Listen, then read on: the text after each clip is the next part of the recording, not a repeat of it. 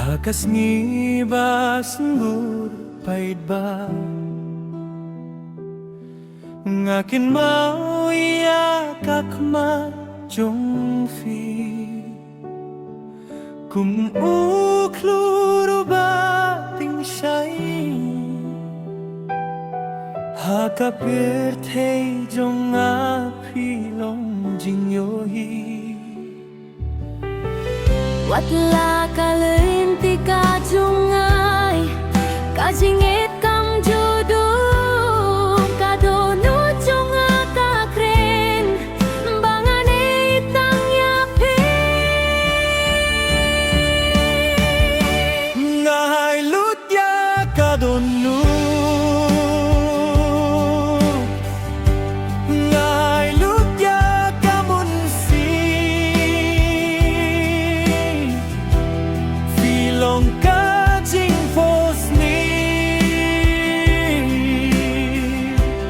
ba penit ninat ya ka jing ni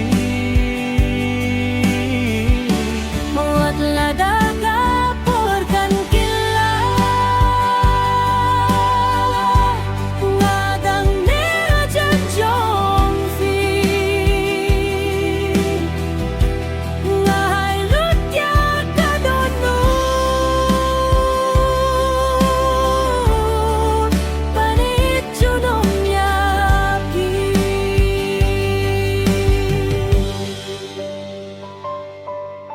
Kalier ba be halu karaya kakir teng jong fi man la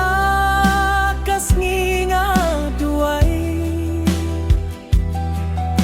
bangin yai ne lang kum ne im don balak pan pin kala